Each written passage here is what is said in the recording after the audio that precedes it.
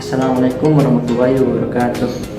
Baik, di sini saya akan mempresentasikan tentang teori permintaan. Apa teori permintaan di sini?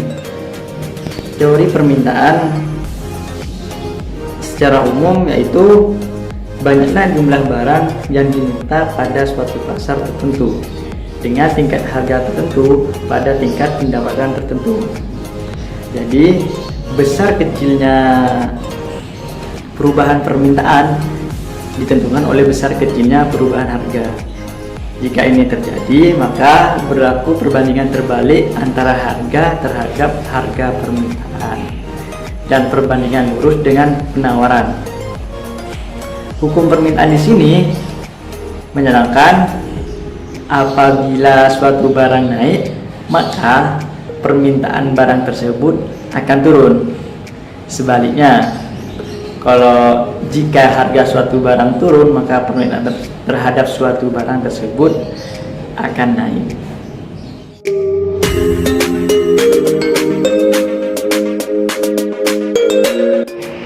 Di sini kami akan menjelaskan tentang hukum permintaan, yang mana hukum permintaan itu juga termasuk hal yang sangat penting dan sangat urgent di dalam dunia ekonomi. Dan yang kita bahas fokus pada kesempatan kali ini adalah ekonomi Islam. Bisa didefinisikan bahwasanya yang dimaksud dengan hukum permintaan adalah hukum yang menjelaskan tentang adanya hubungan yang bersifat negatif antara tingkat harga dengan jumlah barang yang diminta. Itu adalah definisi dari hukum permintaan. Sehingga kaidahnya atau patokan hukumnya adalah apabila harga naik maka jumlah barang yang diminta akan sedikit.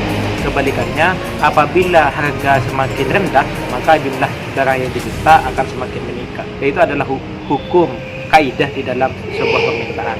Karena pada hakikatnya semakin rendah harga suatu barang maka semakin banyak permintaan terhadap barang tersebut. Sebaliknya juga, semakin tinggi harga dari sebuah komoditi, harga dari sebuah barang, maka semakin sedikit juga permintaan terhadap barang tersebut. Itu.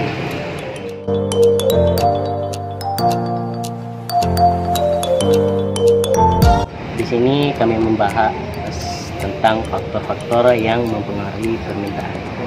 Menurut Ibnu Taimiyah dalam kitabnya Majmu' Fatawa menjelaskan bahwa hal-hal yang mempengaruhi terhadap permintaan suatu barang antara lain: satu, itu keinginan atau selera masyarakat terhadap suatu barang yang berbeda dan selalu berubah-ubah.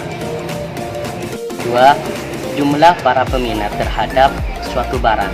Jika jumlah masyarakat yang menginginkan barang tersebut semakin banyak, maka barang tersebut akan semakin meningkat.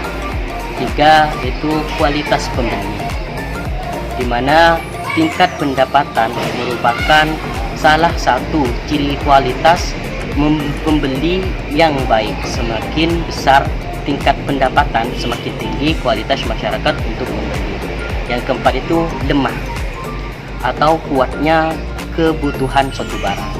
Apabila kebutuhan terhadap suatu barang itu tinggi, maka permintaan terhadap barang itu juga tinggi.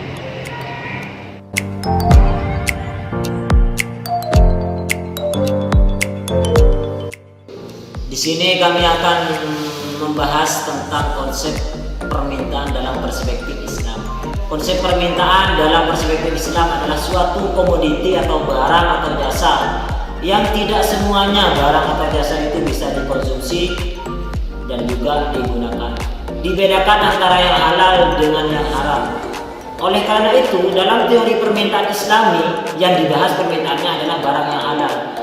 Sedangkan dalam permintaan konvensional, yaitu semua komoditi atau barang atau jasa itu dinilai sama, baik itu dikonsumsi atau